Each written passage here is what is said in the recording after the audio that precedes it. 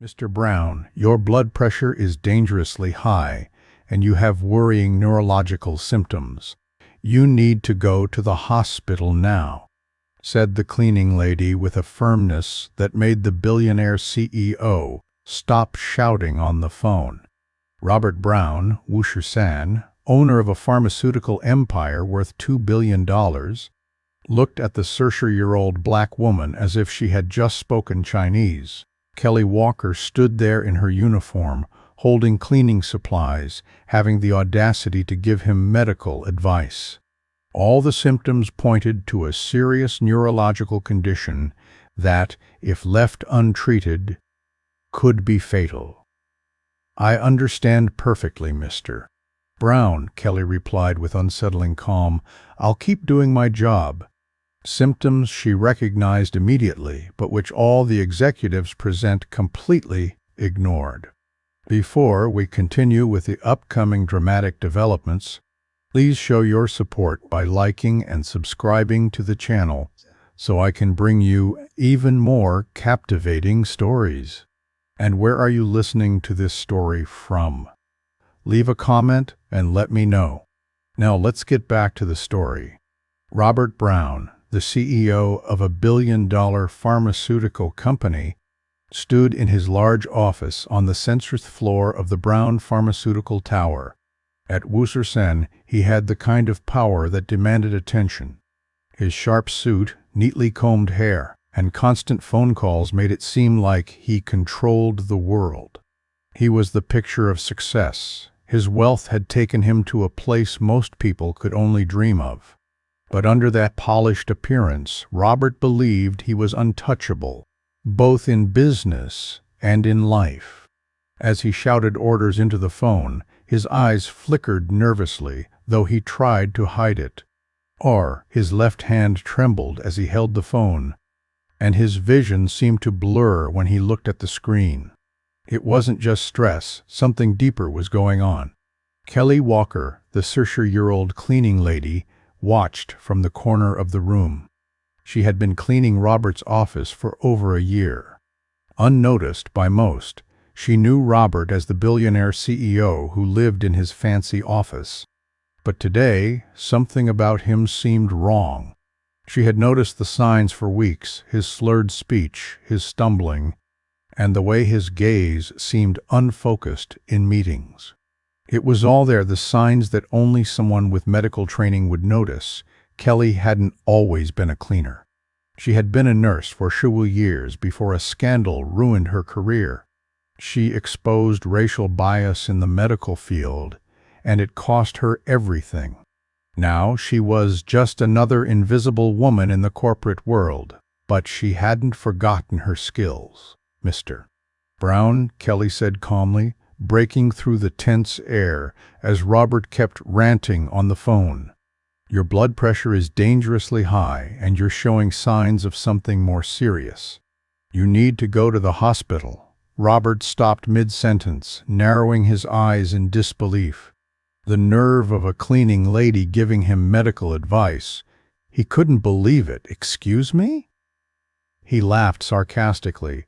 "Are you giving me medical advice now? What's your background again?"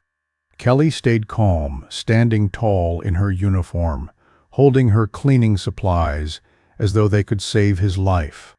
"Advanced cleaning," she replied dryly, her words hanging in the air like a challenge. Robert's laugh cut through the room. "You're just a cleaning lady," he sneered. "Go back to your chemicals and let me run my company in peace." Kelly knew what it was like to be dismissed, reduced to nothing more than her job title. But she wasn't just a cleaner. She had seen enough to know when someone's life was in danger. She had seen the signs before, and they were clear. Robert Brown was seriously ill. What Robert didn't know was that Kelly wasn't just doing her job. She was taking note of everything. Every symptom, every stumble, every sign of his failing health. To him, it was just stress, but Kelly knew better. As Kelly closed the office door behind her, she felt the sting of his words, but she ignored it. This wasn't about her pride. It was about saving his life. even if it meant going against the arrogance of a man who thought he was untouchable. Kelly promised herself she would do everything she could to help him, even if it cost her everything. She knew the stakes were high. Robert's life might be slipping away, but he couldn't see it. Sometimes the difference between life and death isn't obvious, especially for someone like Robert, who had spent his life thinking he was above it all. But Kelly wasn't intimidated. She didn't need to be seen. She only needed to be right. Kelly Walker's life used to be shaped by respect, hard-earned skills, and her ability to save lives. 15 years ago, she was a highly respected nurse, known for her precision and care for her patients.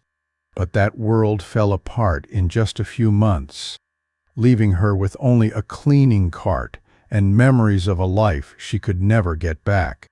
Her downfall started with a fight she never expected, the fight against racism in the medical field.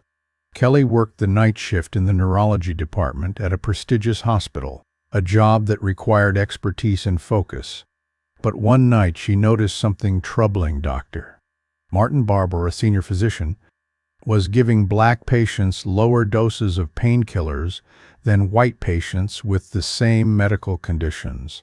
Worse, these black patients were often labeled as drug seekers. Kelly, with her sharp attention to detail, noticed the pattern. She gathered evidence and compiled a 100-page report, but the hospital's internal investigation was a joke. Dr. Barbour was close friends with the hospital's CEO, and his connections made it easy to sweep the issue under the rug. Kelly's complaint was ignored, and the hospital turned on her, calling her emotionally unstable and accusing her of letting personal feelings interfere with her work. Within 6 months, Kelly lost her nursing license, and her reputation was ruined. The system that had once supported her now tore her down. After losing her career, Kelly had nowhere to turn. The scandal followed her everywhere, and doors that used to open easily were now closed. To survive, she took a job she never imagined, cleaning offices in a corporate tower, cleaning the floors of people who had ignored her. The humiliation was unbearable, but she fought to keep her dignity, even as she became invisible to the world. But her medical training didn't disappear. Kelly still saw the world through the lens of a nurse, assessing risks and understanding how fragile life could be.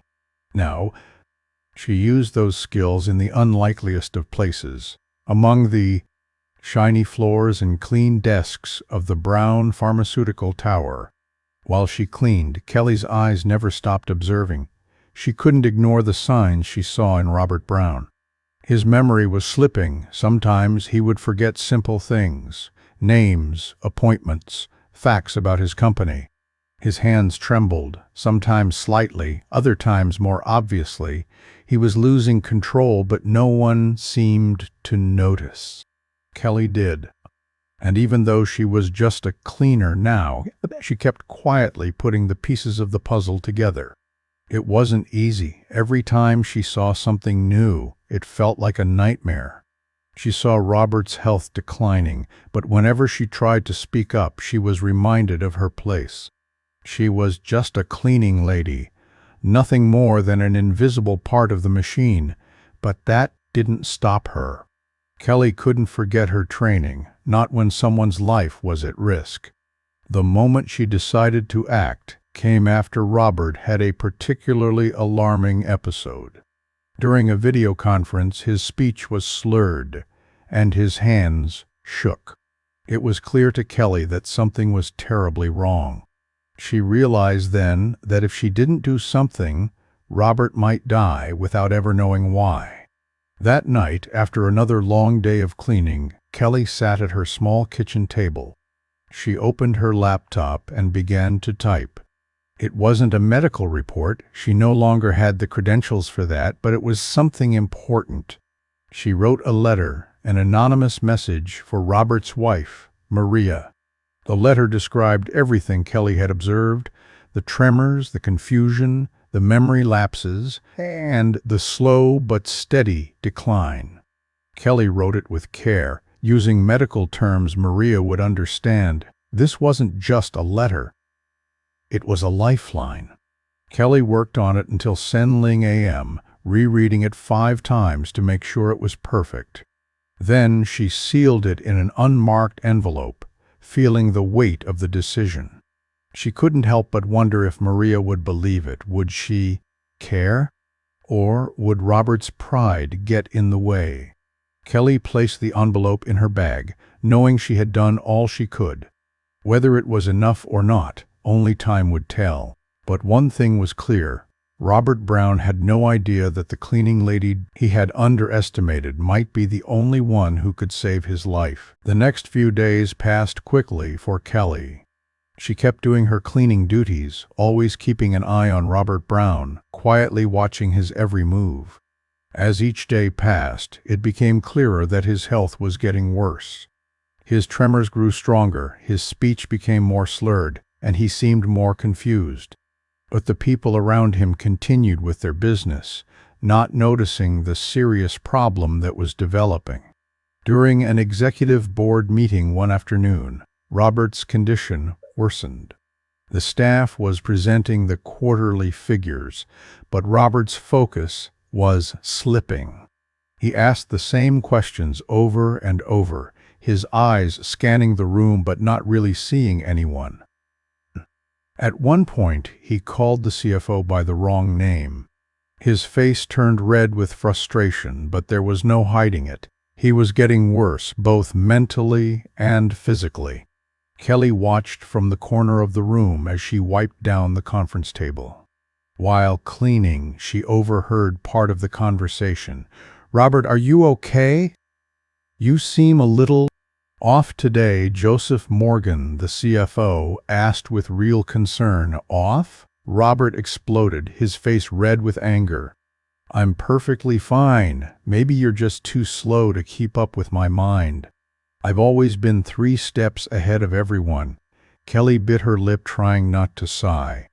She had seen this denial before. When people are too powerful, they refuse to see the flaws in themselves. But Kelly wasn't fooled. She had worked in medicine long enough to recognize the warning signs. The tremors in Robert's hand, the slow responses, the slurred speech. It wasn't just stress.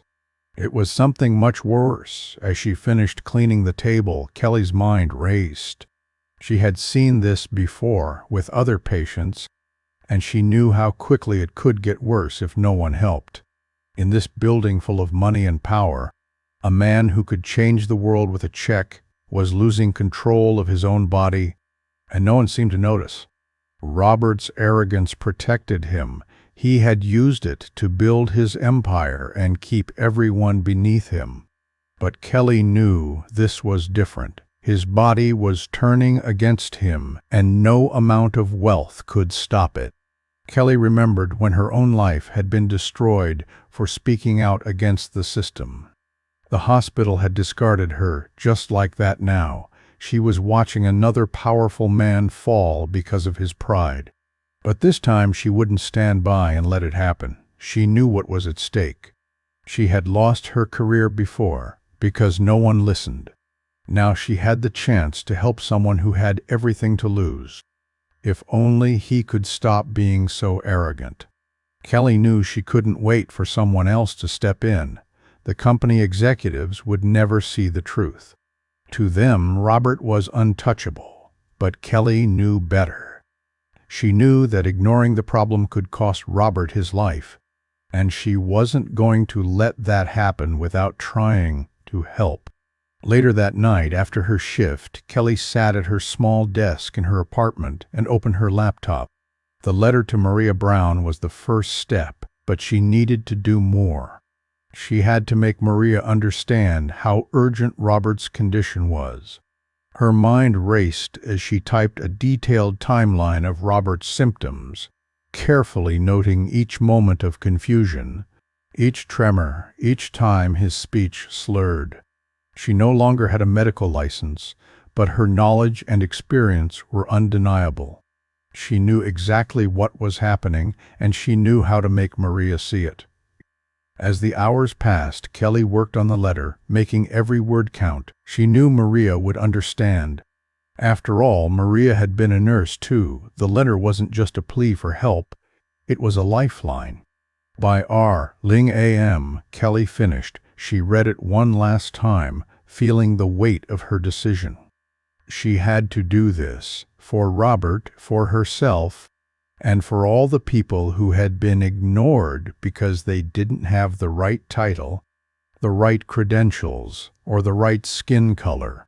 Kelly sealed the letter in an envelope, knowing that once it was in Maria's hands, there would be no turning back. The truth would be out. Robert Brown wouldn't be able to hide behind his wealth and pride anymore. Kelly had done everything she could to save him, but whether he would accept her help was still unknown. Now, all she could do was wait and pray that Maria would take her seriously before it was too late. She had worked the night shift at a well-known hospital, where the challenges were many but the rewards were personal. Saving lives and making a difference fueled her every day. She never imagined that one action, one truth, could destroy everything she had worked so hard for. Her downfall began 5 years ago when she made the mistake of questioning Dr. Martin Barbour, a senior physician at the hospital. Dr. Barbour had been giving excessive doses of opioids to patients Reno, and Kelly, with her sharp medical mind, noticed something disturbing.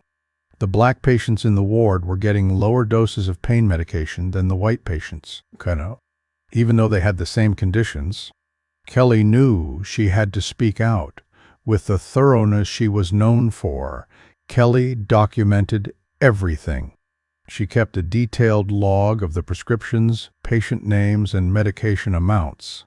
She gathered her evidence, knowing that the truth needed to be revealed. But when she brought the issue to her superiors, it was clear the hospital wasn't willing to accept the truth. Dr. Barbour had connections. He had friends in high places who cared more about loyalty than ethics. The internal investigation was a joke. Instead of addressing the issue, Kelly was painted as unstable, a woman with personal issues, projecting them onto a respected doctor. Her evidence was ignored, and her career was destroyed. The final blow came when they accused her of violating hospital protocols. A made-up charge meant to discredit her. No one could prove it, but it didn't matter. The damage was done. Within 6 months, Kelly lost her nursing license, cried her reputation and her dignity. The hospital that had once been her home now felt like a distant memory. The scandal followed her like a shadow, and doors that used to open easily slammed shut. She tried applying for new jobs, but no one would hire her. They only saw her tarnished record, not the years of dedication and lives she had saved. The professional world had decided she wasn't fit to practice anymore, and there was no place for her. Kelly, being resourceful, found a job that no one else wanted, cleaning corporate offices. It was humbling and demeaning, but it paid the bills. She pushed a mop and scrubbed floors in the same building, where the most powerful people in the pharmaceutical industry walked by, unaware of the woman who had once saved lives. But Kelly never forgot her medical knowledge. It stayed with her, hidden beneath the surface, waiting for the day when she could use it again. The job might have taken away her identity as a nurse, but it couldn't erase the years of training and experience she carried with her. In the clean, air-conditioned halls of Brown Pharmaceutical, Kelly was invisible, just another cleaning lady. But she wasn't just cleaning. She was watching, gathering evidence, and hoping for the chance to do what she did best, save lives. The day Robert Brown walked into the conference room, disoriented and confused, Kelly knew she had to act. She couldn't just stand by anymore. The arrogance of a man who had built his empire on his own brilliance was leading him toward a dangerous mistake. and Kelly was the only one who could stop it. Her decision to document Robert's symptoms and gather the evidence was not easy. She was risking everything: her job, her reputation, and even her personal safety. No one would believe her, not a cleaning lady, not a woman who had already been discarded once. But Kelly wasn't going to let that stop her. The system had failed her before, but now she had the chance to make a difference. She wasn't going to let Robert's arrogance be his downfall. If no one else would speak up, it would be Kelly, the woman who once healed, now reduced to cleaning floors, but still able to save lives. For Kelly Walker, each day in the brown pharmaceutical tower, it reminded her of how far she had fallen. The clean, polished floors and glass-walled offices were a sharp contrast to her reality. Once a respected nurse, now just a cleaner. But in this world of wealth and power, Kelly had one thing no one else had brilliant: the knowledge from her medical training and a sharp eye for detail. That was her silent weapon, and she would use it. As Robert Brown's symptoms worsened, Kelly kept track of every change. His tremors became stronger, his speech grew more erratic. During one unsettling meeting, Kelly watched as Robert fumbled with his words, repeating questions he had just asked. The tremor in his left hand was more obvious than ever, and the confusion in his eyes deepened. He seemed unaware of how bad things had gotten. As always, he was lost in his own world, where no one dared challenge him. That's when Kelly made her decision. She would not wait for someone else to act. She had seen enough during her years as a nurse to know that Robert was in danger, and his condition could become worse with time. She knew if she didn't act, no one else would, and his arrogance would keep him from seeing how serious his health problems were. Each day, Kelly quietly documented Robert's symptoms, noting the times and severity. She had to do it in secret. After all, she was just a cleaner. But Kelly had learned to survive in a world where people didn't see her value. If she was going to save Robert, she had to stay invisible. By the end of the week, Kelly had compiled a detailed record. Her notes covered every episode of confusion, every time Robert's mind seemed to fail him. She was building a case, one that could either save him or expose him if things got worse. But Kelly wasn't focused on exposing him, she was focused on saving him. She knew she couldn't do this alone. She needed someone who could confirm her findings, someone who could help her prove how serious Robert's condition was. That's when she thought of Dr. Parker Wilson, a retired neurologist who worked part-time as a medical consultant in the building next door. Kelly had met Dr. Wilson once in the parking lot when she had helped an elderly woman who had fallen on her way to work. Dr. Wilson had noticed Kelly's nursing skills, and they had briefly discussed their medical backgrounds. That short conversation turned out to be more important than Kelly had realized. Dr. Wilson, a woman who had faced prejudice in the medical field, listened carefully as Kelly described Robert's symptoms. After a brief chat over coffee, Dr. Wilson agreed to help. The two of them were an unlikely team: a retired neurologist and a former nurse now working as a janitor. But they both understood the stakes. If Kelly's observations were right, Robert was facing a medical crisis, and action needed to be taken right away. Kelly showed Dr. Wilson the notes she had kept, and the neurologist nodded with professional approval. "This man should have been tested weeks ago, Dr." Wilson said, her voice serious. "If we don't step in now, it could be fatal." Kelly felt a tight knot in her stomach. She had been right all along, but now it was more than just identifying symptoms. It was about convincing someone, to listen. Kelly knew who that person had to be: Maria Brown, Robert's wife. Kelly had done the hard part. She had documented the symptoms and gathered the evidence. Now, she just had to get it to Maria. But Kelly couldn't risk sending it through normal channels. Robert had too much power, and Kelly had already seen how people like him could silence others. So she made a choice. She would write a letter, a detailed, anonymous letter to Maria, explaining everything she had seen. It wouldn't be easy for Maria to believe, but Kelly was counting on her medical background to understand how serious the situation was. That night, after cleaning, Kelly sat down and wrote the letter. She used all her medical experience to describe every symptom, every moment of confusion, and every tremor. She knew Maria would understand the urgency, but would Maria believe her, or would she dismiss it as the ramblings of a cleaning lady? When Kelly finished the letter, she sealed it in an envelope, her hands trembling. She wasn't sure what would happen next, but one thing was clear. She had done everything she could. Now it was up to Maria. As Kelly slipped the letter into her bag, she made a quiet vow to herself. She would save Robert's life, no matter the cost. Some promises, she knew, were bigger than the roles we were given. She wasn't just a cleaning lady.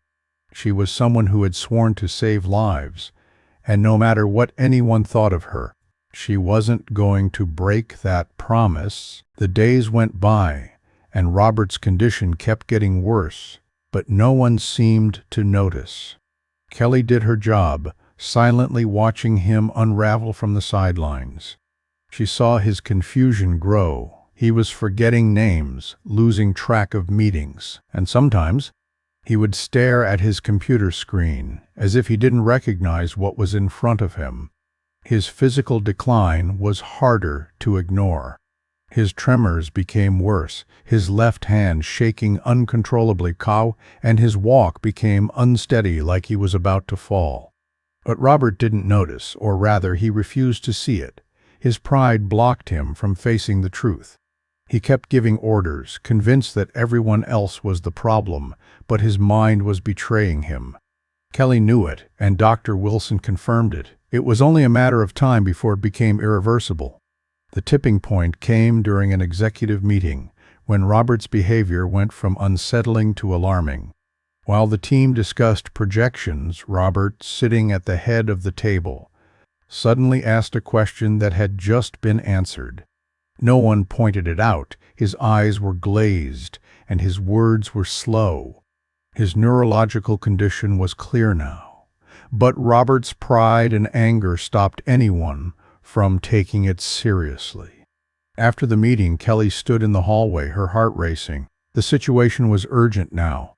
She had done her part by documenting everything, but now it was time to make sure Maria saw it. There was no more room for doubt. Maria had to understand how serious Robert's condition was, even if it meant doing the unthinkable. That night, as Robert went to his private office, Kelly carefully sealed the envelope with the letter she had written. She had been unsure about delivering it for days. But tonight, something inside her changed. This wasn't about revenge. It was about saving a life.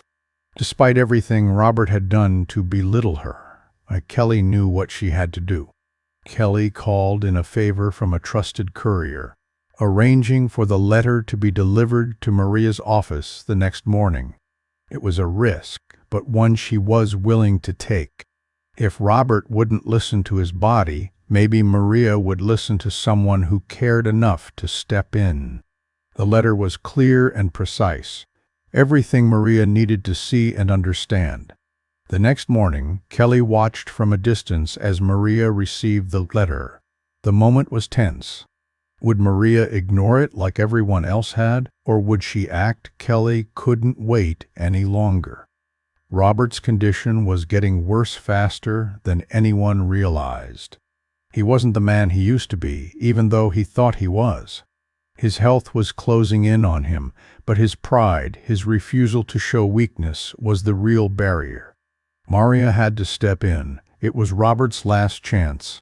As the day went on, Kelly continued her work, but she couldn't shake the image of Robert, once so confident, now losing control of everything he had built.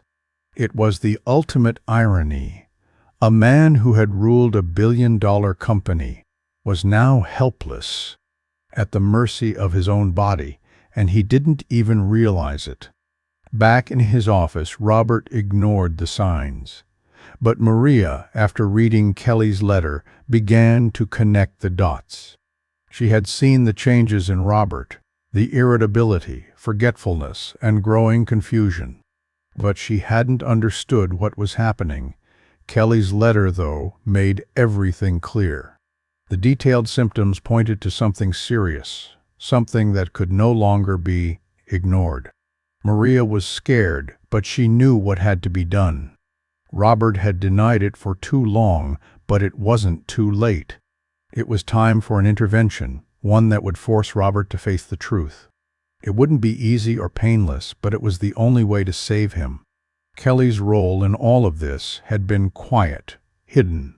But as she thought about it more, she realized something. It wasn't just about saving Robert anymore. It was about something bigger. It was about proving that competence, dignity, and humanity aren't defined by title or status.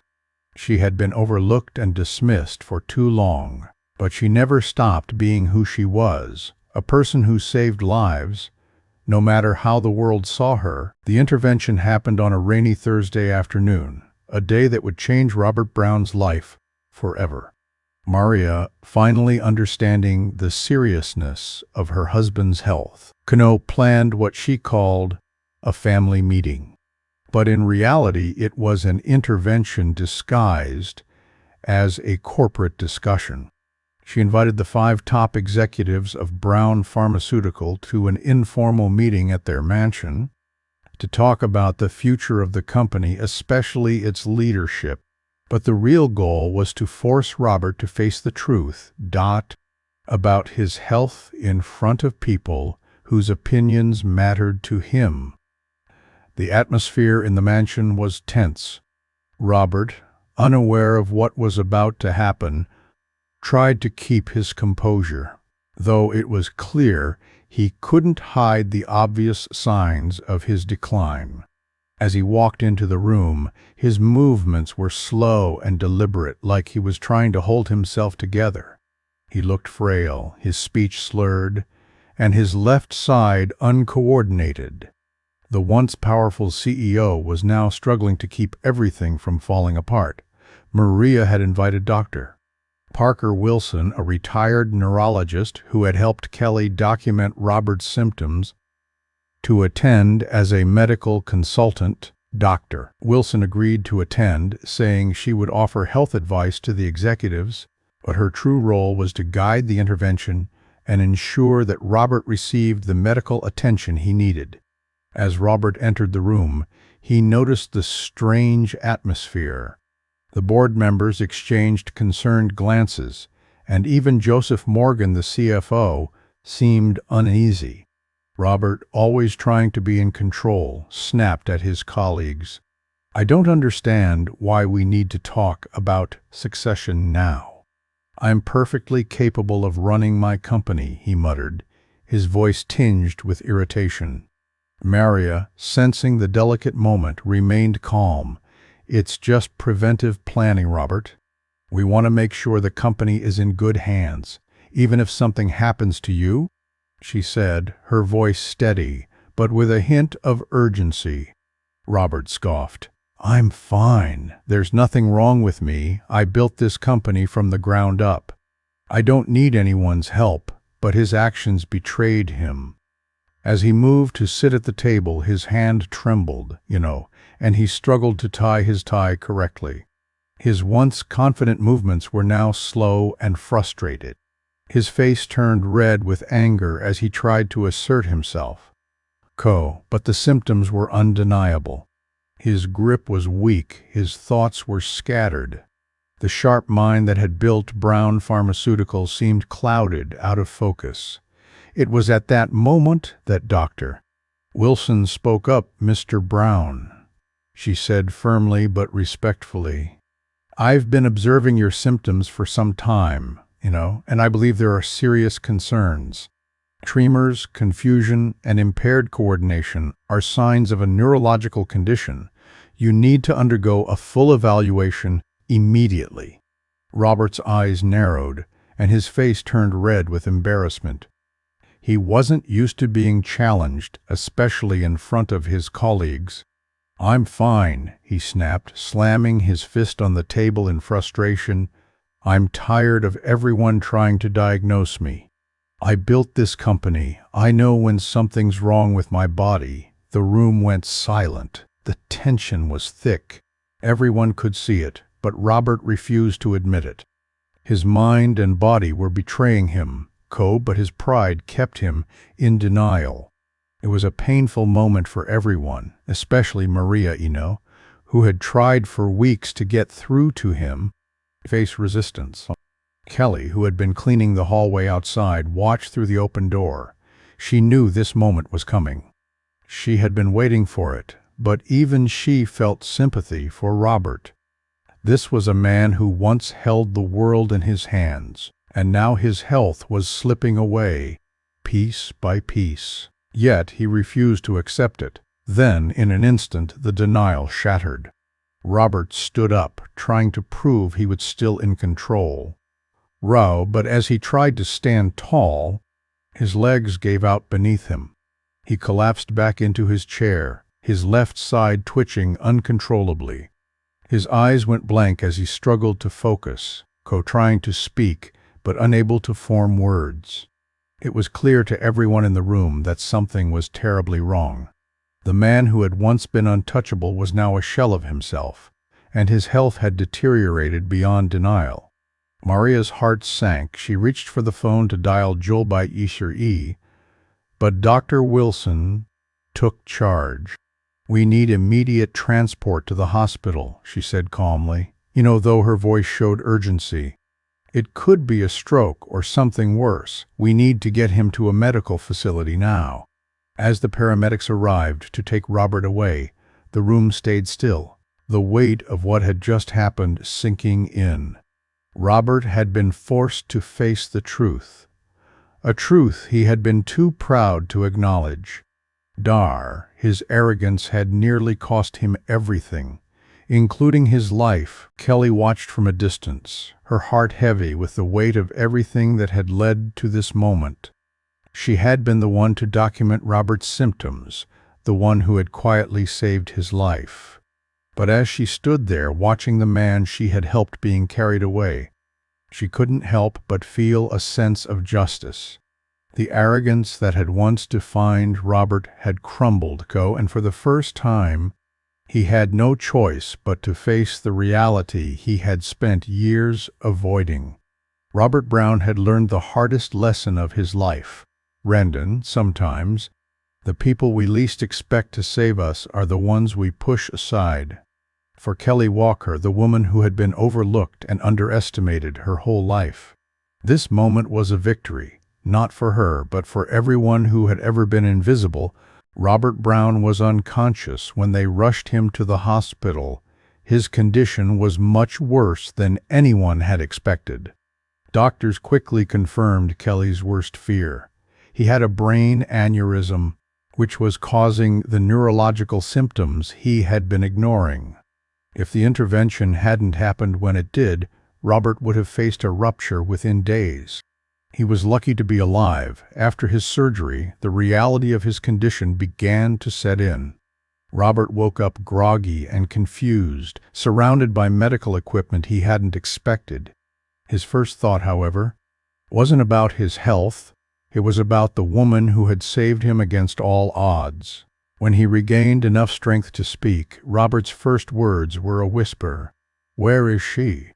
he asked, his voice weak but urgent. "Who?" Maria asked, holding his hand with a trembling voice. "The cleaning lady," Robert muttered. "Where is the woman from the office?" "Kelly. Kelly Walker." Maria was shocked. "Robert, you?" She couldn't finish. It had been weeks since Kelly's letter reached her, and now, seeing Robert struggle to understand everything that had happened, she realized the depth of her husband's ignorance. He had spent years building a pharmaceutical empire, but it took a cleaning lady to save his life. Kelly had never expected any recognition or thanks. She wasn't doing it for praise. She had taken an oath to save lives, and that was enough for her. But it was ironic that Robert's life was saved not by his powerful doctors, but by someone he had belittled for so long. That afternoon, as Robert lay in his hospital bed, Kelly stood in the hallway, quietly waiting for the call. She knew her actions had made a difference, but she wasn't sure if Robert would ever truly appreciate it. No apology could erase the years of arrogance and cruelty he had shown toward her and others like her. But she wasn't looking for an apology. She was just doing her job and doing what was right. A nurse approached Kelly and told her that Robert was asking for her, the woman who had once been invisible in the halls of Brown Dot. Pharmaceutical was now being summoned by the man who had dismissed her. When Kelly entered the room, she found Robert looking frail, a shadow of the man he had once been. His hands shook as he reached for a glass of water. And for the first time, there was humility in his eyes, a humility that had been missing for years. "You saved my life," Robert whispered, his voice thick with emotion. "I don't deserve it. I've been cruel to you. I don't even know how to say thank you." Kelly paused for a moment, taking in the sight of the man who had once belittled her, now humbled. But she wasn't looking for thanks. She wasn't there for recognition. She was there because it was the right thing to do. And she had always done the right thing, no matter how the world treated her. "You didn't deserve it," Kelly replied softly, "but sometimes we don't save people because they deserve it. We do it because it's the right thing to do. I didn't save you for you, Robert. I saved you because I swore to protect lives. Some oaths are bigger than the people we're trying to save." Robert's eyes filled with tears. The man who had once believed he was untouchable was now facing the weight of his own arrogance. He had spent his life thinking power and wealth were everything and that people like Kelly were disposable. But now, the very woman he had scorned, the one he had reduced to dot, cleaning his office, had been the only one to save him. In the following days, the media began to pick up the story. The billionaire CEO, who had treated his employees with disdain, was now making national headlines. The story of Kelly Walker, the former nurse turned cleaning lady, saving the life of the man who had humiliated her, struck a chord with the public. It resonated with anyone who had ever been overlooked or underestimated. The press painted Robert as the man who had learned the hard way that no one is invincible, no matter how powerful or wealthy. But the real story was about Kelly, the woman who had risen above the circumstances of her life and did what was right, despite the prejudice and discrimination she had faced. She was the hero, not Robert. Robert's humiliation grew as the scandal followed. The media exposed his past behavior, and Brown Pharmaceuticals' stock dropped as the company struggled to recover from the fallout. The board of directors, who had once ignored Robert's health issues, now scrambled to save the company's reputation. But Kelly's actions couldn't be ignored. Her courage made people question the systems that allowed men like Robert to hold power without checks. Her integrity shone in a world that often overlooked people like her, those dismissed because of their job titles or the color of their skin. When Robert recovered enough, he made a decision that shocked everyone. He reached out to Kelly, but not for the reasons people expected. He didn't want to apologize. He didn't want to beg for forgiveness. What he wanted was to change. He knew he had to. Robert stepped down as CEO of Brown Pharmaceutical, coined Brown Pharmaceutic, making way for a new leadership structure that was more inclusive and empathetic. In a surprising move, he announced a company-wide initiative to diversify its workforce, ensuring people from all backgrounds had a seat at the table. He was committed to making the company a better place, and he knew the first step was acknowledging the mistakes he had made. Kelly played an undeniable role in that transformation. She had forced Robert to confront his ignorance and arrogance, setting the stage for a change within the company. But for Kelly, the real victory wasn't in the media attention or the changes in the company. It was in knowing that she had stayed true to herself, even when the world tried to tear her down. She had saved Robert Brown's life, not because she wanted recognition, but because she had taken an oath to save lives. And some oaths are bigger than the people they protect. Kelly Walker had never wanted revenge, but life has a way of teaching lessons in ways you never expect. Robert Brown had treated her badly, reducing her to just a cleaning lady. But Kelly always knew that living a life that proved worth isn't based on job titles or skin color was more important than seeking revenge. As the media covered Robert's dramatic collapse and the interventions that followed, Kelly's role became clear. She was no longer just a cleaning lady. She became a symbol of strength, resilience, and integrity. The media painted her as the woman who saved the billionaire CEO, a black woman in an industry where people like her were often invisible. While Robert recovered from his surgery, the ripple effects of Kelly's actions were already being felt. His public humiliation turned into a national story about arrogance, privilege, and the strength of someone who had been overlooked for years. The headlines focused on the idea that competence and greatness aren't determined by wealth or job titles. Kelly changed the story. Robert's public humiliation hurt his pride, but it also changed him. For the first time, he understood what it meant to be vulnerable and human. He realized that arrogance could blind someone to their own weakness, and that power and wealth don't make anyone immune to suffering. But the biggest lesson was realizing that Kelly had been right all along.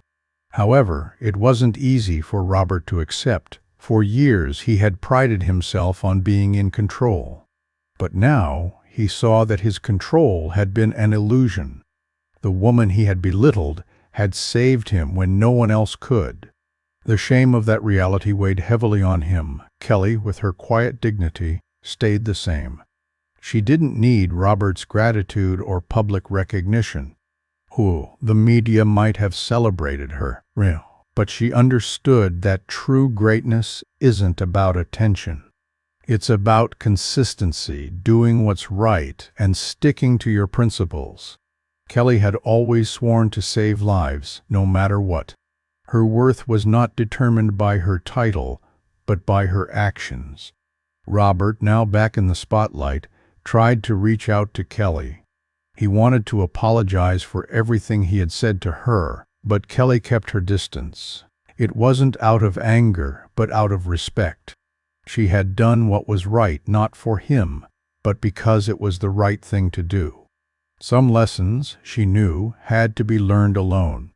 The world watched as Robert, once the symbol of corporate dominance, now found himself struggling in the world he had once controlled. He learned the painful lesson that true power lies not in control, but in humility and the ability to listen, especially to those whom society deems inferior.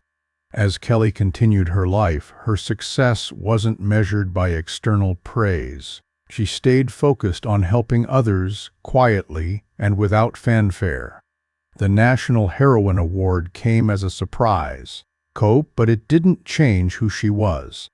She had always known her worth, her integrity, competence, and humanity. That was what mattered to her. The awards ceremony was broadcast live, and as Kelly stood at the podium, she spoke with strength that touched everyone watching. For 15 years I was a nurse. For 5 years I was treated as invisible. But today I understand that I never stopped being what I always was, perpetuating. Someone who saves lives, no matter who recognizes it. In the audience, Robert sat in his wheelchair, his hands trembling, not from his illness, but from deep emotion. The woman who had saved his life had just shared her story, and in that moment, Robert knew he would spend the rest of his life trying to earn the respect he had lost. But he also knew some things could never be undone. After the ceremony, as Kelly left the hall, Robert approached her. His face was pale, and his eyes were sincere. "I was an idiot," he said simply. "I know you don't owe me anything, but I want you to know that I'm sorry. I was wrong about you." Kelly looked at him for a moment, the weight of everything between them hanging in the air. "You were," she said without hesitation, "but idiots can learn if they're humble enough." She turned and walked away, her head held high. Robert watched her, knowing that any forgiveness she might give would have to be earned, not expected. Over the next few months, Brown Pharmaceutical began to change. The company introduced diversity programs, changed its hiring policies, and worked to create a more inclusive environment. The changes were slow, but Robert, no longer the CEO, had stepped down for medical recovery, and the company was now led by a team that valued empathy and inclusion. These changes were a direct result of Kelly's actions, even though she wasn't the one making the decisions. As for Kelly, she continued her work, running 3 community hospitals and training doctors and nurses from underserved areas. The world had finally recognized her, but she never needed that recognition. Her life proved the power of resilience, integrity, and understanding that true greatness isn't measured by titles or awards, it's measured by the difference you make in the lives of others. Robert's lesson was painful, but he would never forget it. His arrogance nearly cost him everything, but thanks to Kelly, he got a second chance, a chance to live with humility, to learn from his mistakes, and to truly understand the value of the people he had once dismissed. For Kelly, true revenge wasn't about making Robert pay. It was about becoming so extraordinary that the smallness of others could never touch her. And as the applause echoed in the auditorium, Kelly knew she had already won. The greatest revenge against those who devalue us isn't to make them pay. It's to rise so high that they can never reach us. Thank you for following this story on Shoe Stories. If this story moved you, taught you something, or made you reflect on the meaning of silence, please like, subscribe to our channel, and let us know where you're watching from in the comments below the video. Your voice matters. Let it be heard, whether it's in silence or loud, and don't go anywhere. Click on one of the videos displayed on your screen to watch more powerful stories about dignity and unexpected heroes. We'll see you in the next story.